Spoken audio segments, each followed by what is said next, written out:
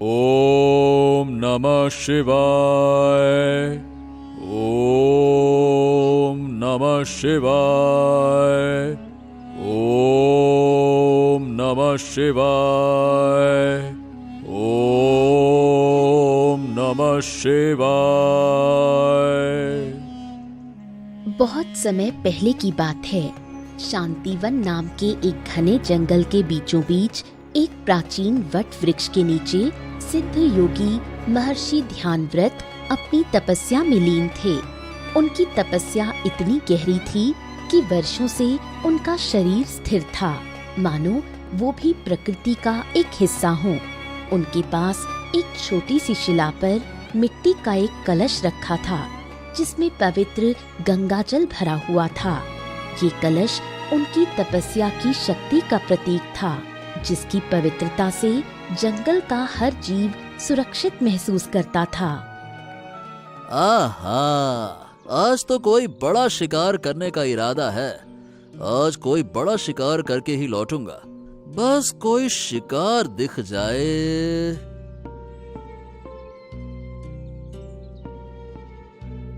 अरे ये क्या? ओहो, ये तो हिरन है। चलो चलो चलो चलो, मिल गया आज का बड़ा शिकार। आज तो मैं इसको छोड़ूंगा नहीं। हाँ।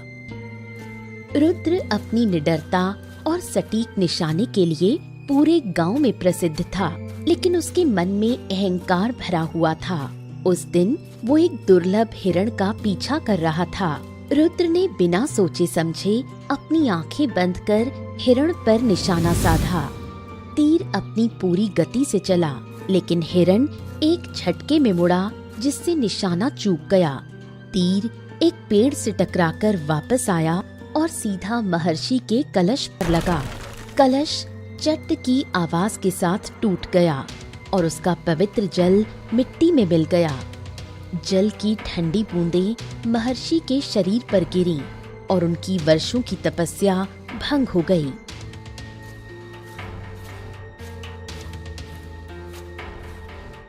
अरे अरे अरे अरे अरे, मेरे हाथों ये क्या हो गया? मेरा निशाना तो कभी नहीं चूका, आज ये कैसे हो गया? अरे अरे, नहीं नहीं नहीं नहीं नहीं नहीं, मेरे हाथों तो बहुत बड़ा पाप हो गया। हे महान ऋषि, मुझे क्षमा करें। ये मेरे हाथों बहुत बड़ी भूल हो गई है, बहुत बड़ी भूल हो गई है। हे मूर्ख, तूने अपनी तुच्छ और अज्ञानी इच्छा के लिए मेरी वर्षों की तपस्या को भंग कर दिया। तूने मेरी शक्ति के प्रतीक को नष्ट कर दिया। मैं तुम्हें इसके लिए कभी क्षमा नहीं कर सकता।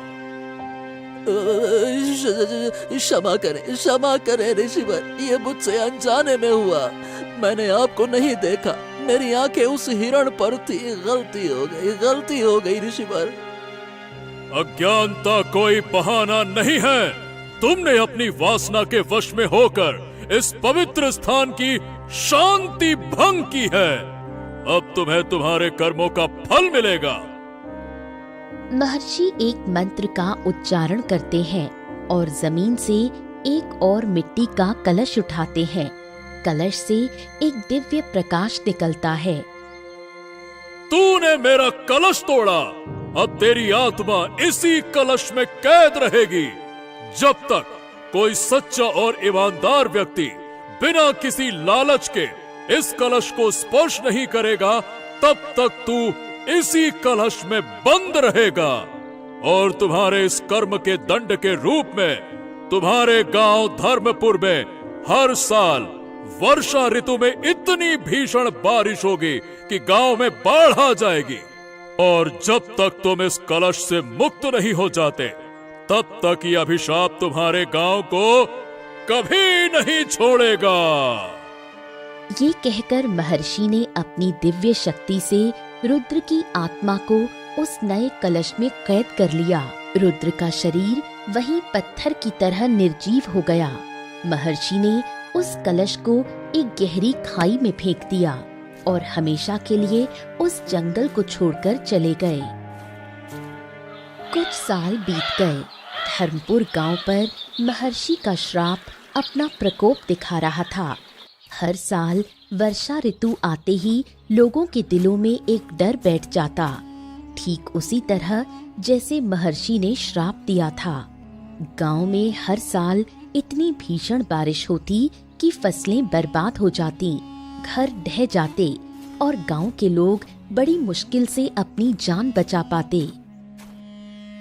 हाँ, अरे भाई, इतनी मेहनत से हम लोग गर्मी में फसल मजबूत करते हैं ताकि अभी आराम से फसल देख पाएं, लेकिन हमारे गांव में तो ऐसा कभी होता ही नहीं है। वर्षा ऋतु में पता नहीं कहां से बाढ़ आ जाती है। कल मेरी सारी की सारी फसल खराब हो गई।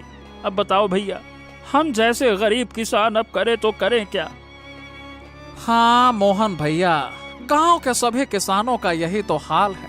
क्या पता कब हमारे गांव से ये बाढ़ की समस्या खत्म होगी। अब तो मुझे डर लगता है कि कहीं मेरे कच्चे मकान भी न बह जाएं इस बाढ़ में। क्या करें? अरे भाई, तुम लोगों को तो सिर्फ घर का डर है।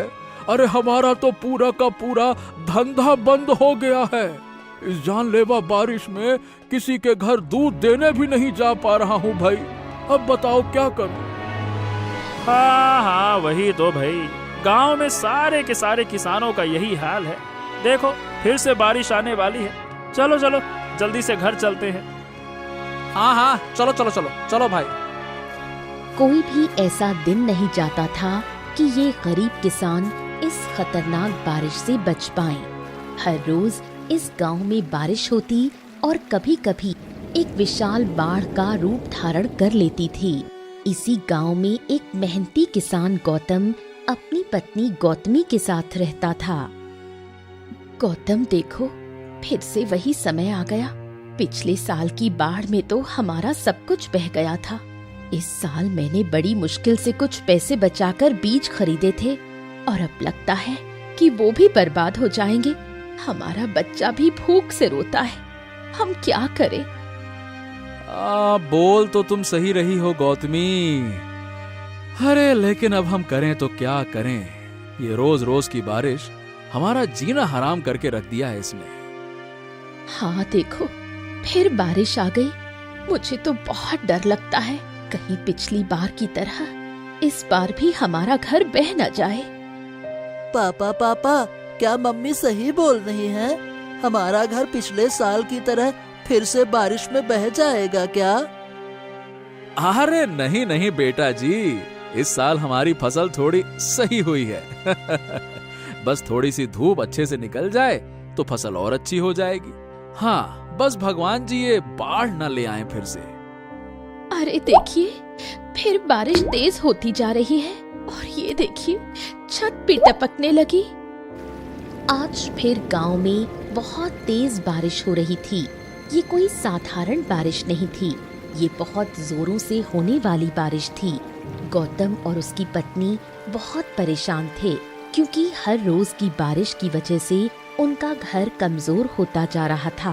अब तो हालत ये हो गई थी कि ऊपर से बारिश का पानी भी टपकने लगा था, जिससे उसके मन में एक डर भरा हुआ था कि कहीं उनका घर भी ना बह जाए।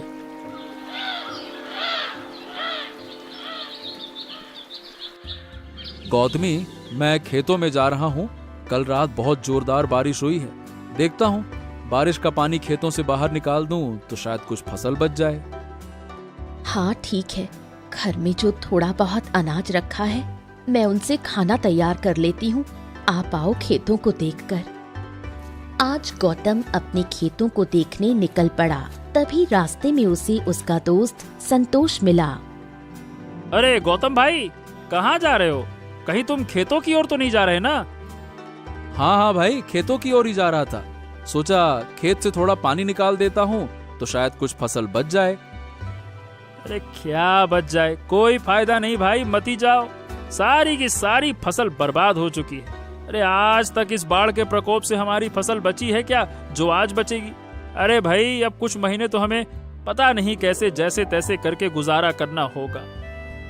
अरे अरे अरे अरे, ये क्या बोल रहे हो भाई? हमने इस फसल के ऊपर कितनी मेहनत की थी, ऐसे कैसे बर्बाद हो सकती है? ऐसा नहीं हो सकता। तुम रुको, मैं अभी देखता हूँ।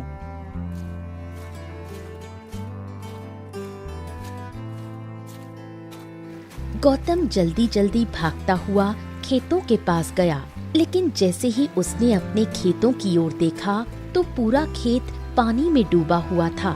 सारी की सारी फसल बह चुकी थी। गौतम ये देख मानो टूट सा गया। हे भगवान, ये क्या हो गया? हर साल हमारे साथ ऐसा क्यों होता है? हमने तो किसी का कुछ नहीं किया, फिर भी हमारी इतनी मेहनत से बोई गई फसल हर साल बर्बाद हो जाती है। अब हमारा क्या होगा? तभी गौतम को रोता हुआ देख 2 गांव वाले उसके पास आते हैं। अरे गौतम, अरे भाई, इतना परेशान क्यों होते हो? ऐसे हिम्मत हार जाओगे तो तुम्हारे बच्चों का क्या होगा? हम हैं भाई तुम्हारे साथ, ऐसे निराश मत हो।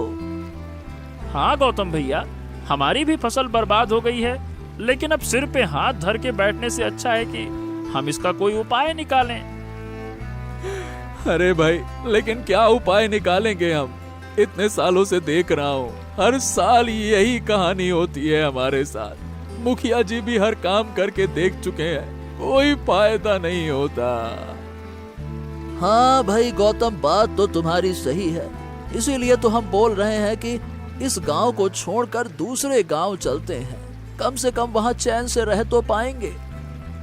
लेकिन भैया, जाएं तो जाएं कहाँ? न हमारे पास पैसे हैं, न घर है।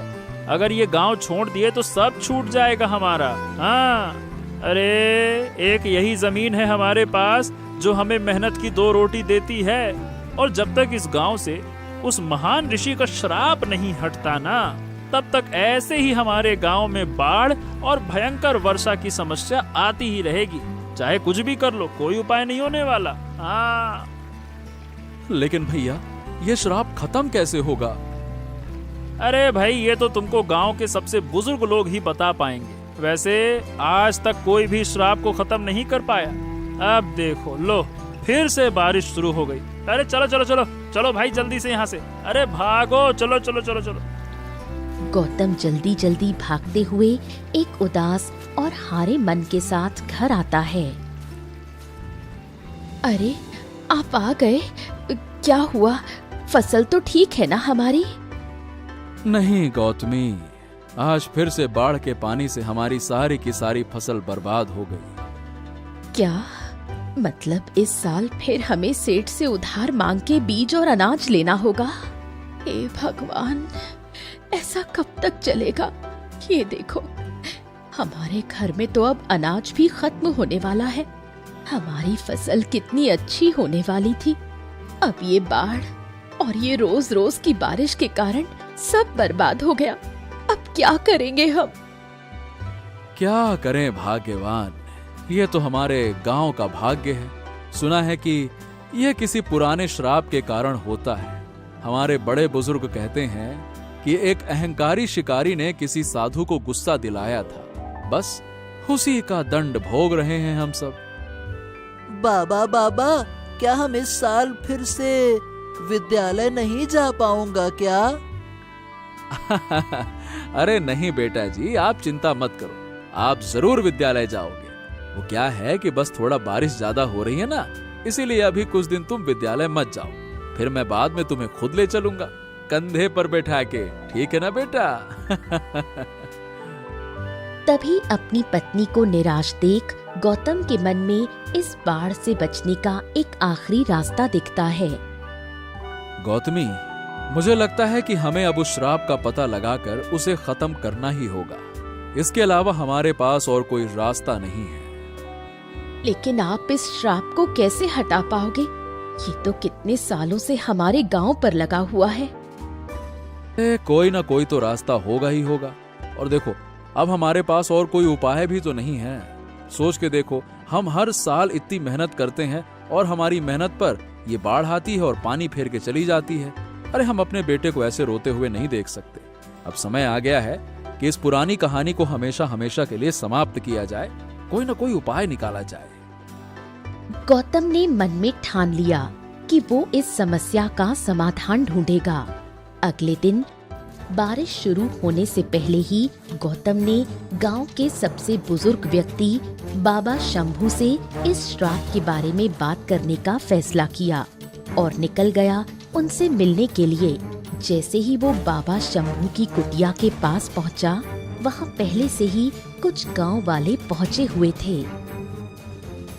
अरे आओ आओ आओ गौतम भाई, बहुत दिनों बाद तुम दिखे हो। कहीं तुम भी इनकी तरह कुछ मदद मांगने तो नहीं आए हो? नहीं नहीं नहीं नहीं बाबा, मदद मांगने नहीं आया। मुझे आपसे बस ये जानना है कि आखिरकार ये कौन सा बड़ा कारण और रहस्य है कि हर साल बरसात के मौसम में हमारा गांव बाढ़ से परेशान होता है और खतरनाक बारिश की चपेट में आ जाता है, जिससे कई सारे किसान गांव छोड़ के जा रहे हैं। ये क्या चक्कर है? क्योंकि क्या है ना, हम हर साल इतनी मेहनत करते हैं, बाढ़ आती है और हमारी फसल बर्बाद हो जाती है। ये सुन पास में ही खड़ा एक व्यक्ति बोलता है। हाँ बाबा, और सुना है कि हमारे गांव पर एक श्राप लगा था, जिसके कारण ही आज हम सब ये दिन देख रहे हैं। हाँ बेटा, इस गांव के बारे में बड़े बुजुर्ग एकदम सही बोलते हैं। हमारे गांव में एक बार श्राप लगा था, एक दुष्ट लालची शिकारी के कारण, जिसे एक महान सिद्ध ऋषि ने उसके कर्मों के लिए श्राप दिया था। ओह, तो बाबा क्या आप मुझे उस शिकारी और साधु की कहानी के बारे में बता सकते हैं? क्या उस श्राप का कोई अंत नहीं है और क्या हम हमेशा ही ऐसे जीते रहेंगे? देखो बेटा, इस श्राप का अंत तभी होगा जब वो कलश मिलेगा जिसमें शिकारी रुद्र की आत्मा कैद है, और जब कोई सच्चा और नेक इंसान उस कलश को छुएगा तभी ये श्राप टूटेगा। लेकिन वो कलश कहाँ है ये कोई नहीं जानता। ये सिर्फ और सिर्फ एक पुरानी कहानी बनकर रह गया है जिस पर अब कोई यकीन भी नहीं करता। लेकिन बाबा मुझे वो कलश मिलेगा कहाँ? मतलब कोई खास जगह तो होगी ना जहां मैं उस महान ऋषि के द्वारा बनाए हुए कलश को ढूंढ पाऊं, या ऐसा कोई उपाय जिससे मैं उस कलश तक पहुंच पाऊं? हाँ, ऐसा कहा जाता है कि वो सिद्ध महर्षि ऋषि मुनि सांपति वन वाले जंगल में रहते थे। वहीं वो कई सालों से तपस्या करते थे, लेकिन अब वो कहाँ गए कोई नहीं जानता। बाबा शंभू की बात सुनकर गौतम ने मन में ठान लिया कि वो उस कलश को ढूंढेगा। तभी थोड़ी देर बाद गौतम घर वापस आकर अपनी पत्नी को ये बात बताता है। गौतमी ने उसका समर्थन किया, लेकिन उसके मन में डर भी था। ठीक है गौतम, आप उस कलश को ढूंढने जाइए। मैं अपनी मेहनत से हमारे खेत की मेड़ को मजबूत करने का प्रयास करूंगी, लेकिन कृपया अपना ध्यान रखिएगा। गौतम सारी बातों को ध्यान में रखते हुए अपनी यात्रा पर निकल पड़ा। उसने सबसे पहले गांव के बीचों बीच बसे साप्ती वन जंगल में प्रवेश किया। पहले जंगल के चारों ओर देखा। रास्ते में उसे बहुत कठिनाइयों का सामना करना पड़ा, लेकिन जैसे जैसे दिन बीत रहे थे उसे जंगल के हर रहस्य के बारे में पता चल रहा था। हे भगवान, इतनी बारिश में उस कलश को ढूंढना तो और भी मुश्किल होता जा रहा है। पता नहीं मैं उस कलश को ढूंढ भी पाऊंगा कि नहीं। अरे भगवान, मेरी मदद करना। गौतम वो कलश ढूंढ ही रहा होता है कि रास्ते में ही वो हिरण मिलता है जिसे कुछ साल पहले उस शिकारी ने मारने की कोशिश की थी, जो गौतम को देखकर बोलता है। हे दयालु इंसान, तुम क्या ढूंढ रहे हो? अरे बाप रे बाप, तुम बोल सकते हो? हाँ, मैं बस उन्हीं लोगों से बात कर सकता हूँ जो मुसीबत में हो और किसी की मदद करने आए हो। तुम्हें देखकर लग रहा है कि तुम बहुत परेशानी में हो। बताओ, क्या परेशानी है तुमको? गौतम अपनी सारी परेशानियों के साथ साथ गांव की प्रचलित कहानी भी इस हिरण को सुनाता है। हिरण सारी बातें सुनने के बाद समझ जाता है कि गौतम उस कलश को खोज रहा है जिसमें उस दुष्ट शिकारी की आत्मा कैद है।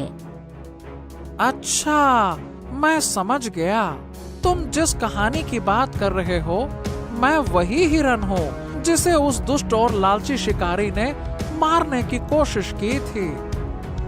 अच्छा, ओ, तब तो तुम मुझे बता सकते हो कि वो कलश कहाँ है जिसमें वो महान ऋषि ने उस शिकारी की आत्मा को कैद किया था।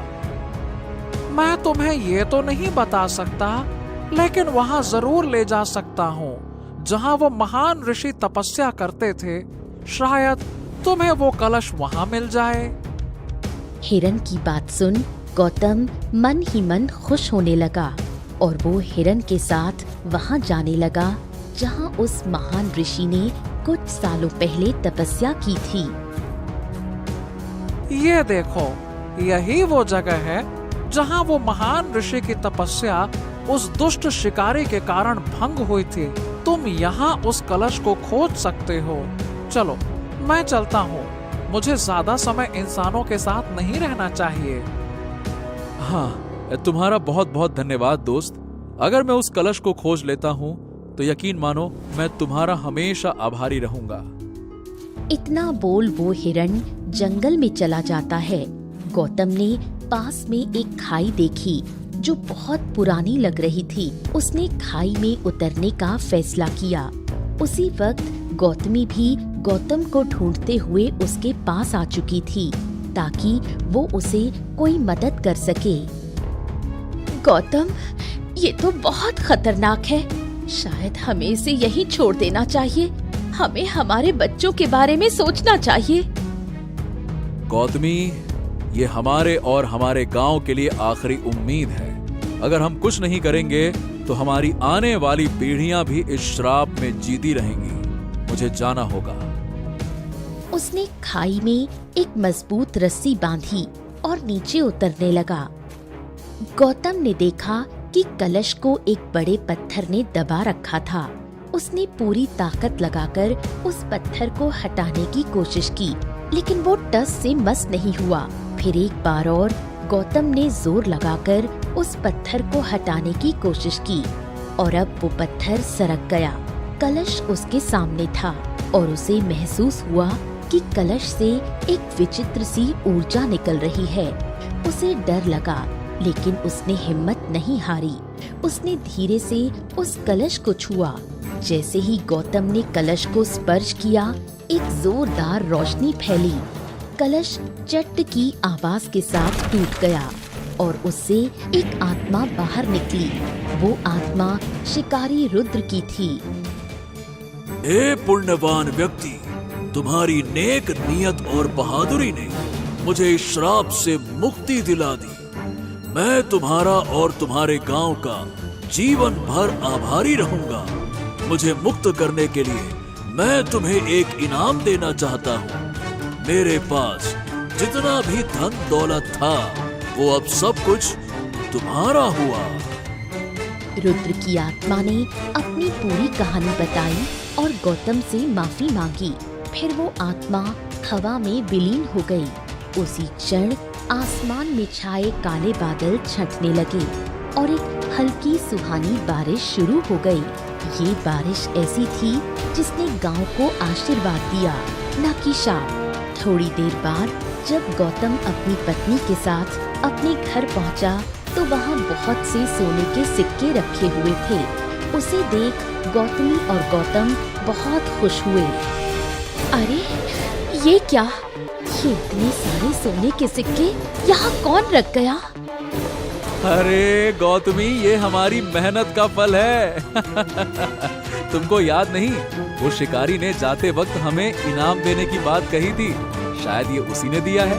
इससे हमारी सारी समस्याएं दूर हो जाएंगी। गौतम और गौतमी ने गांव वापस आकर सबको ये कहानी सुनाई। उस दिन से धर्मपुर गांव पर महर्षि का श्राप समाप्त हो गया। हर साल बारिश आती, लेकिन वो सिर्फ उतनी ही होती जितनी फसलों के लिए जरूरी होती। गौतम की ईमानदारी और साहस ने न सिर्फ एक आत्मा को मुक्ति दिलाई, बल्कि उसने पूरे गांव को एक अभिशाप से भी बचाया और गांव के लोग हर साल उसे सम्मान देते, क्योंकि उसने अपने गांव की एक बड़ी समस्या को दूर कर दिया था। राजा अभिराज की पत्नी का नाम रूपमती था, जो अत्यंत सुंदर और बुद्धिमान थी। उनके पास एक अद्भुत तोता था, जो मनुष्य की भाषा बोलने और समझने में सक्षम था। रानी, मुझे लगता है कि तुम्हें महाराज को अपने हाथों से भोजन बनाकर खिलाना चाहिए, और यदि खाना कोई और बनाए तो उसकी जांच अवश्य होनी चाहिए। लेकिन तुम ऐसा क्यों बोल रहे हो? क्योंकि मुझे इस महल में कहीं न कहीं षड्यंत्र की बू आ रही है। ऐसा लगता है कि यहाँ पे कुछ गलत हो रहा है और कोई न कोई हमारी नजरों से छुपकर हमारे खिलाफ साजिशें रच रहा है। मुझे डर है कि अगर हम सावधान नहीं रहे तो हमें इसका भारी खामियाजा भुगतना पड़ सकता है। तुम सही कह रहे हो, किंतु महाराज मेरी इस बात से सहमत नहीं होंगे। मुझे किसी न किसी तरीके से उन्हें मनाना होगा। तभी राजा अभिराज कक्ष में प्रवेश करते हैं। स्वामी, मैं एक महात्मा जी के पास गई थी। उन्होंने मुझे एक व्रत रखने को कहा है। इसमें मुझे स्वयं भोजन बनाना होगा और आपको मेरे ही हाथों से बना हुआ भोजन खाना होगा।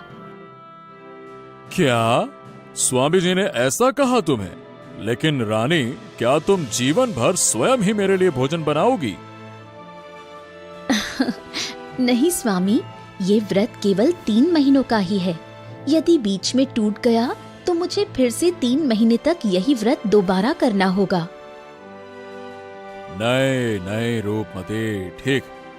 अगर तुमने ऐसा कोई व्रत लिया है तो अवश्य ही मैं भी उसका भागीदार बनूंगा। धीरे धीरे 3 महीने बीत गए। विवाह को 5 वर्ष पूर्ण हो चुके थे, किंतु राजा और रानी की कोई संतान नहीं थी। महाराज उदास होकर मंत्री जी के पास चले गए।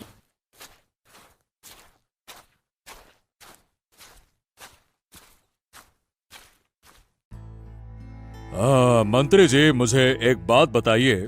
आप तो जानते ही हैं कि हमारी अभी तक कोई संतान नहीं है। हम चाहते हैं कि इस नगर के बड़े से बड़े वैद्य को बुलाकर रानी के लिए संतान प्राप्ति की औषधि बनवाई जाए। महाराज, ये तो सच है कि हमारे नगर में कई सारे प्रसिद्ध वैद्य हैं, लेकिन क्या आपको नहीं लगता महाराज कि हमें थोड़ी और सोच विचार कर करना चाहिए? नहीं तो नगर के बाहर एक ऐसा वैद्य है महाराज, जो न केवल अपनी कला में निपुण है, बल्कि उसकी औषधियां भी बहुत प्रभावशाली मानी जाती हैं महाराज। किंतु वो नगर से बहुत दूर एक कुटिया में रहते हैं, और हाँ, वो अब काफी बूढ़े हो चुके हैं, तो वो यहाँ नहीं आ सकते। महारानी को लेकर ही उनके पास जाना होगा, तभी वो समस्या सुलझा सकेंगे। तो ठीक है मंत्री जी, देर किस बात की है? समय हमारे हाथ से निकलता जा रहा है। आप तत्काल उस महान वैद्य के पास जाने के लिए व्यवस्था करवाइए और प्रस्थान करते हैं हम। रानी की समस्या बताने में कोई झिझक नहीं होनी चाहिए। यदि रानी स्वयं न जा सके तो उसका तोता साथ में ले जाइए। वो साधारण पक्षी नहीं है, उसमें मनुष्य जैसे बोलने और समझने की शक्ति है। रानी जी जो उससे कहेंगी वही बात वो तोता वैद्य जी को बताएगा। ठीक है? जी महाराज, मैं भी यही सोच रहा था और यही उचित होगा। मंत्री ने रानी के प्रिय तोते का साथ लिया और वैद्य के पास जाने के लिए निकल पड़ा। चलते चलते एक बड़े जंगल में पहुंचा। उसने तोते को हाथ में दबाकर पकड़ लिया। मुझे इस मंत्री की चाल कुछ ठीक ना लग रही। अवश्य ही ये कोई षड्यंत्र कर रहा है। मंत्री जी, क्या आप मुझे थोड़ी देर के लिए आजाद कर देंगे? क्या है कि मुझे जंगल के फल खाने की बहुत इच्छा है। मैंने बहुत दिनों से जंगल के फल नहीं खाए हैं।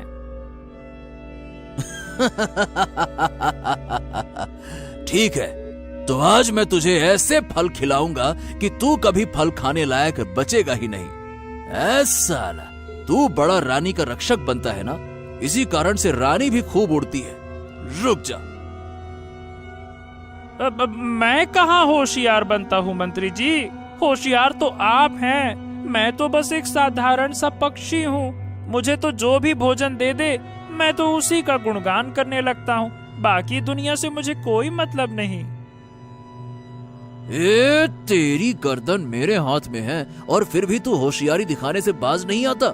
लेकिन मेरे हाथों से आज तक कोई बच नहीं सका है। याद रखना, राजा विराज को भी तो मैंने ही मौत के घाट उतारा था और आज तक कोई भी मुझे समझ ही नहीं पाया कि कातिल कौन है। मैं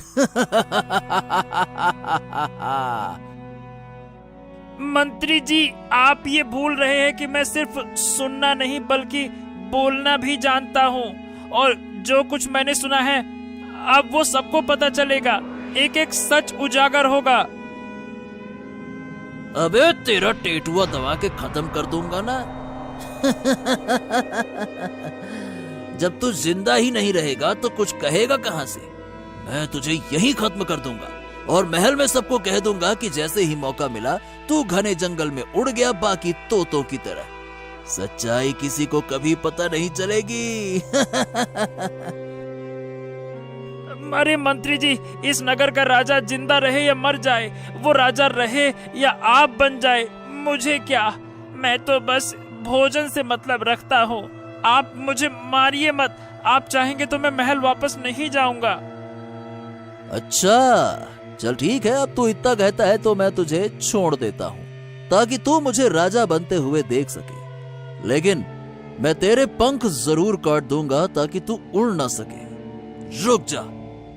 ये कहते ही मंत्री ने अपनी म्यान से तलवार निकाली और तोते के दोनों पंख काट दिए और उसे झाड़ियों में फेंक दिया। झाड़ियों के पीछे ही एक लड़का राजू पेड़ के नीचे बैठा था, जो मंत्री और तोते की सारी बातें सुन रहा था। अरे ये तोता तो बिल्कुल मनुष्य की तरह बोलता है। और बाप रे, ये व्यक्ति कितना निर्दयी है जिसने इस बेचारे के दोनों पंख काट दिए। बाप रे बाप।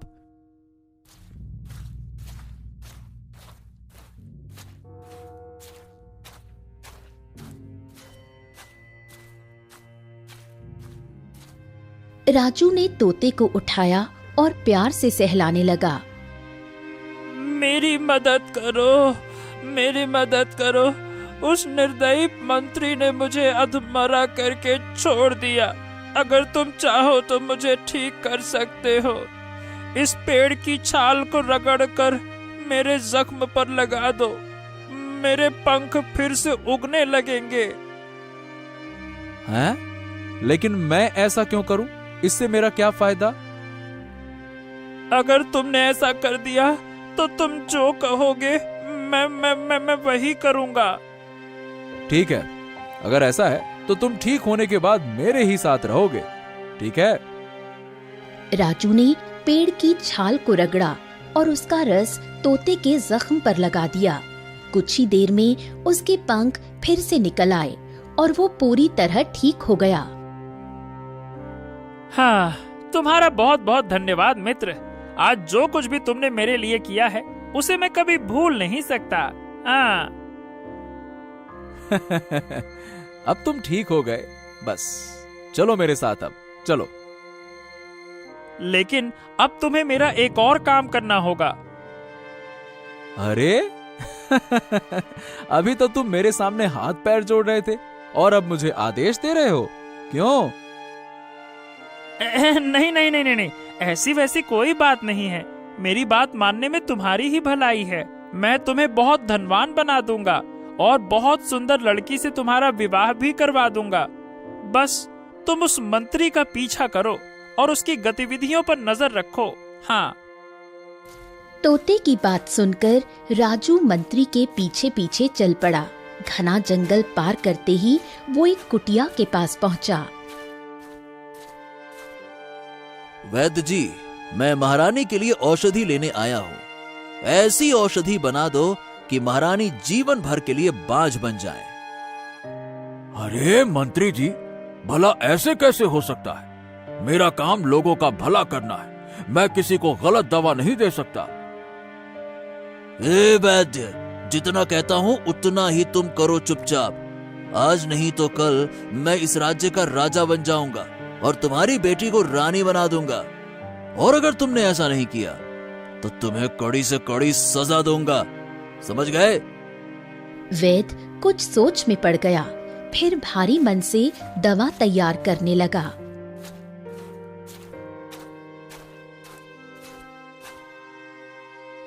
ये लीजिए मंत्री जी, ये रही वो औषधि। आपको हर सप्ताह इसे लेने आना होगा।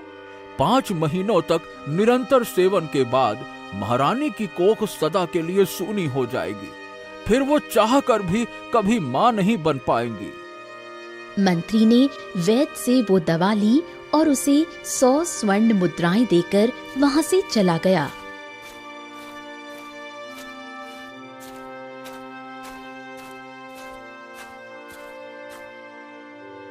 पिताजी, ये आपने क्या कर दिया? चंपा, मुझे मजबूरी में ये दवा बनानी पड़ी, परंतु मैं ये पाप अपने सर नहीं लेना चाहता। हमें किसी तरह ये सच्चाई राजा तक पहुंचानी होगी। लेकिन मैं तो यूं ही उस मंत्री से डर रहा था। वो तो भला मनुष्य है। अगर किसी तरह वो राजा बन गया ना, तो मैं तुम्हारा विवाह उससे करवा दूंगा। ये आप क्या कर रहे हैं पिताजी? वो हमारे राजा और रानी के साथ छल कर रहा है। आपको उसका साथ नहीं देना चाहिए था। अगर वो राजा बन भी गया तो मैं उस धूर्त मंत्री से कभी विवाह नहीं करूंगी। अरे मित्र, वो मंत्री तो जा चुका है। चलो चलो, मुझे जल्दी से लेकर वैद्य जी के पास चलो। चलो। राजू और तोता तेजी से कुटिया की ओर जाते हैं। वैद्य जी, मैं महारानी का तोता हूँ और मुझे सब कुछ पता चल गया है। आपने जो औषधि दी है वो कोई साधारण औषधि नहीं, वो एक गुनाह है, गुनाह। मैं महाराज से सब कुछ कह दूंगा और यकीन मानिए फिर वो आपको फांसी पर लटका देंगे। आपको कोई नहीं बचा पाएगा। अरे, ये कैसा तोता है जो बोलता है? और ये लड़का तुम दोनों यहाँ तक कैसे पहुँच आए? ये क्या नई आफत टूट पड़ी? कहाँ से आ गई ये मुसीबत सर पर? अगर तुमने देख लिया है तो फिर यह भी देखा होगा कि उस मंत्री ने कैसे हमें धमकाया था और वो औषधि मुझसे लेकर चला गया है। मैं क्या करता? देखो, मुझे माफ कर दो। मैं मजबूर था। मैं हाँ, मैंने देखा कितने मजबूर थे तुम। अगर तुम्हारी बेटी चाहे तो शायद तुम्हें बचा सकती है। अगर वो इस लड़के से विवाह कर ले तो हम तुम्हें बचा सकते हैं। ठीक है, मैं अपने पिता की जान बचाने के लिए कुछ भी कर सकती हूँ। मैं इस लड़के से विवाह के लिए तैयार हूँ, पर पिताजी को मुझसे वादा करना होगा कि अब वो महारानी को कभी गलत औषधि नहीं देंगे। ठीक है बेटी, मैं तुमसे वादा करता हूँ कि अब मैं महारानी को कभी भी गलत औषधि नहीं दूंगा। और तुम बिल्कुल ठीक कह रही हो। आज नहीं तो कल उस मंत्री की पोल खुल ही जाएगी। अब से मैं रानी को संतान प्राप्ति की ही दवा दूंगा। ठीक है। वैद्य जी ने अपनी बेटी चंपा का विवाह राजू से करवा दिया। राजू, चंपा और तोता अब एक परिवार की तरह खुशी खुशी अपने घर लौट गए। उधर मंत्री महल लौट आया, लेकिन इस बार उसके साथ न तोता था और न ही उसकी चालें अब सुरक्षित थीं।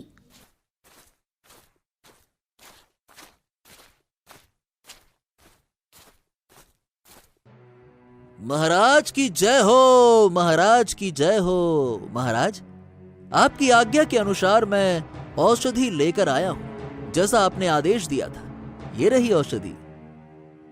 औषधि तो तुम ले आए हो मंत्री जी, किंतु मेरा तोता कहाँ है?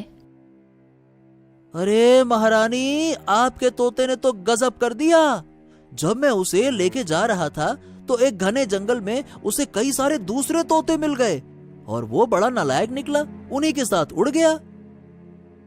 नहीं नहीं, मेरा तोता ऐसा नहीं कर सकता। उसे महल में किसी भी चीज की कमी नहीं थी। वो भला ऐसा क्यों करेगा? महारानी जी, अब पक्षी तो पक्षी ही होते हैं, उड़ना उनकी फितरत है, क्या करे। वो भी अपने जैसे पक्षियों के साथ उड़ चला।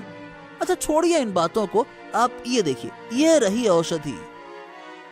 मंत्री जी ने जैसे ही औषधि राजा को दी, राजा के हाथों से वो शीशी फिसल गई और सारी औषधि जमीन पर बिखर गई।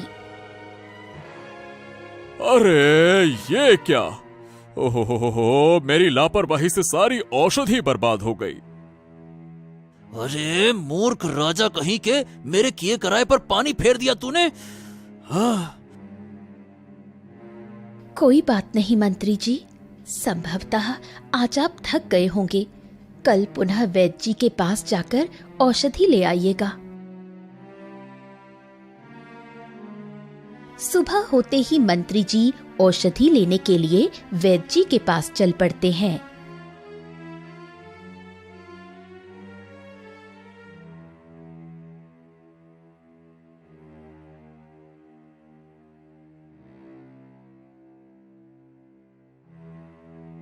वैद्य जी, कल की औषधि महाराज के हाथों से बर्बाद हो गई। मुझे पुनः वही औषधि बनाकर दो। हाँ, चलो अच्छा हुआ, मैं एक पाप करने से बच गया। ठीक है, कोई बात नहीं मंत्री जी, मैं आपको फिर से औषधि बनाकर देता हूँ। वैद्य ने महारानी की संतान प्राप्ति की असली औषधि बनाकर मंत्री को दे दी। ये लीजिए मंत्री जी, ये पूरे 5 माह की औषधि है। अब आपको यहाँ पे बार बार आने की आवश्यकता नहीं होगी। मंत्री वो औषधि लेकर महल की ओर निकल गया। महल लौटते ही औषधि महारानी को सौंप दी। रानी ने पूरे नियम से उस औषधि का सेवन किया। धीरे धीरे समय बीतता गया और एक शुभ दिन आया। महारानी ने एक स्वस्थ पुत्र को जन्म दिया। पूरा महल खुशियों से भर गया था, किंतु एक कोना ऐसा भी था जहां मंत्री के चेहरे पर 12 बजे थे। मंत्री तुरंत वैद्य जी से मिलने चला गया।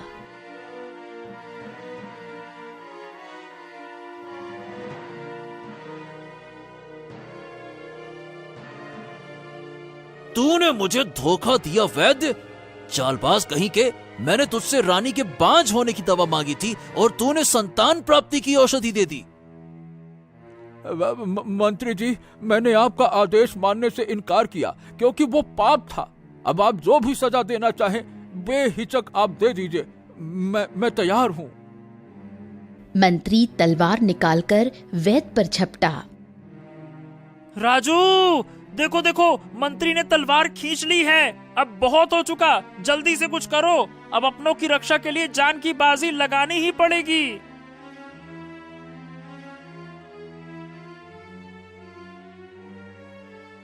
राजू पीछे से डंडे से मंत्री पर वार करता है। मंत्री गिर जाता है। अरे अरे, ये किसने मारा मुझे? अबे सुन मंत्री, अगर दोबारा यहाँ दिखाई दिया ना तो जान से मार दूंगा। निकल यहाँ से, भाग। मंत्री किसी तरह उठकर वहां से भाग जाता है।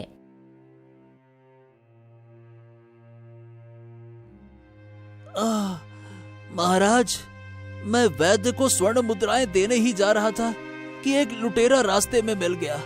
उसने मुझसे स्वर्ण मुद्राओं की थैली छीन ली और देखिए, मुझे बुरी तरह से पीटा भी है। अरे रे! क्या? ये क्या बात कर रहे हो? किसी ने तुम्हारे साथ ऐसा दुस्साहस किया? सैनिकों, जाओ और उस लुटेरे को पकड़कर मेरे सामने लेकर आओ। सैनिक राजू को पकड़कर दरबार में लाते हैं। उधर तोता राजू को जंगल में सब जगह खोजता है। क्या तुम ही वो लुटेरे हो जिसने मेरे मंत्री से स्वर्ण मुद्राएं छीन ली? महाराज, मैं कोई लुटेरा नहीं हूँ, बल्कि मैं तो आपकी और आपकी महारानी की रक्षा कर रहा हूँ। मैंने मंत्री को रोका, उसके लिए क्षमा करें महाराज। किंतु मंत्री जी वैद्य जी की हत्या करने जा रहे थे, मुझे मजबूरन उन पर हमला करना पड़ा। ए लुटेरे युवक, क्या तुझे जरा सा भी भय नहीं था कि तूने किस पर हमला किया? अरे मेरे ही नगर में रहकर लूटपाट करता है और मेरे ही महल में खड़ा होकर झूठ बोलता है। सैनिकों, इसे ले जाकर कारावास में डाल दो। ले जाओ। उधर तोता राजू को बहुत खोजता है, लेकिन राजू कहीं नहीं मिलता। फिर तोता उड़ता हुआ रानी के पास आ पहुंचता है। तुम आ गए, मैं तुम्हें देखकर खुश नहीं हूँ। जाओ, लौट जाओ अपने मित्र तोतों के पास। प्रिय रानी, मैं किसी तोते के पास नहीं गया था, बल्कि उस दुष्ट मंत्री ने मुझे घायल करके जंगल में फेंक दिया था। मेरे पंख काट दिए थे उसने। मेरी रक्षा राजू नाम के लड़के ने की, जो पता नहीं कहाँ इस वक्त कहीं गुम हो गया है। जिस मंत्री की तुम बुराई कर रहे हो, उसी की लाई हुई औषधि से मैं माँ बनी हूँ। मुझे अब किसी की बातें नहीं सुननी है। और जिस राजू की तुम बात कर रहे हो, वो अभी कारावास में कैद है। मंत्री को मारने के जुर्म में महाराज ने उसे कारावास में डलवा दिया है। क्या राजू कारावास में कैद है? तोता तुरंत मंत्री के कमरे के पास जाकर छिप जाता है और उसके अगले षड्यंत्र का पता लगाने की कोशिश करता है। बस बस बस, अब और नहीं, यही मेरी आखिरी चाल है। आज रात उस रानी के बेटे का खेल खत्म। उसके बिस्तर के नीचे छुपा होगा मेरा हथियार, एक जहरीला सांप, और इस बार कोई भी मुझे रोक नहीं पाएगा। तोता घबराकर फड़फड़ाता है और तुरंत उड़कर राजा के पास जाता है। महाराज, महाराज जल्दी कीजिए, मंत्री आज रात रानी के पुत्र की हत्या करने जा रहा है। वो सांप लाकर शयन कक्ष में छोड़ने वाला है। हाँ। क्या? ये क्या बकवास कर रहा है तू? अगर तेरी बात झूठ निकली तो याद रखना, तुझे भी कठोर दंड मिलेगा। नहीं नहीं नहीं नहीं महाराज, आप स्वयं छिपकर देख लीजिए। आज रानी और आपके पुत्र की रक्षा केवल आप ही कर सकते हैं। आपके खिलाफ आपके अपनों द्वारा ही षड्यंत्र रचा जा रहा है। ये तू क्या बकवास कर रहा है तोते? अबे तू तो उड़ गया था ना, फिर वापस क्यों आया? महाराज, मैं कहीं नहीं उड़ गया था।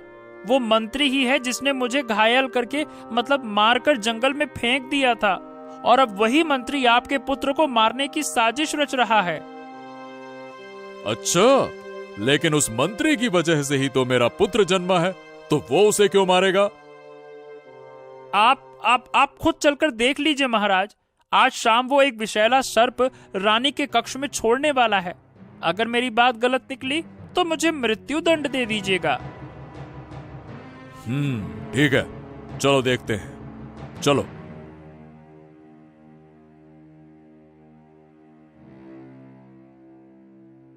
राजा छिपकर देखता है। पलंग के नीचे एक विषैला सर्प फुफकारता है। मंत्री खिड़की से भागने की कोशिश करता है। सैनिकों, सांप सांप सांप, जल्दी से उस सांप को बाहर फेंको और इस दुष्ट मंत्री को बंदी बना लो, जल्दी। सैनिक सर्प को पकड़ते हैं और कमरे से बाहर फेंक देते हैं। उधर मंत्री को पकड़ लिया जाता है। महाराज, मैंने जो कहा वो सत्य निकला। मंत्री उस वैद्य को मारने गया था क्योंकि उसने रानी को संतान प्राप्ति की औषधि दे दी थी, जबकि मंत्री महारानी को बांझ बनाना चाहता था। राजू ने ही उस वैद्य की रक्षा की थी, इसीलिए राजू पर झूठा आरोप लगा दिया उसने और उसे कारावास में डलवा दिया। हाँ प्रिय तोते, वाकई में तुमने मेरी आंखें खोल दी। मुझसे बहुत बड़ी भूल हुई और मैं इसी क्षण राजू को रिहा करवाता हूँ। सैनिकों, अभी तुरंत जाओ और राजू को कारावास से बाहर लेकर आओ, जाओ। हे वीर युवक, तुमने मेरी रानी और पुत्र की प्राण रक्षा की है। मैं सदा के लिए तुम्हारा ऋणी हूं। कृपया करके मुझे क्षमा करो। महाराज, मैंने जो कुछ किया वो केवल अपने धर्म और कर्तव्य के अनुसार किया। सैनिकों, राजू को सम्मान पूर्वक राजमहल से विदा किया जाए और इसी के साथ ही राजू को 100 स्वर्ण मुद्राएं, वस्त्र, आभूषण और भूमि दी जाए। राजू अपने घर लौटता है। तोता रानी और नन्हे राजकुमार की सेवा में लग जाता है। राज्य में अब सुख शांति और न्याय का वातावरण था। धूर्त मंत्री को बंदी गृह में डाल दिया गया और राजू एक साधारण युवक सच्चाई और साहस का प्रतीक बन गया।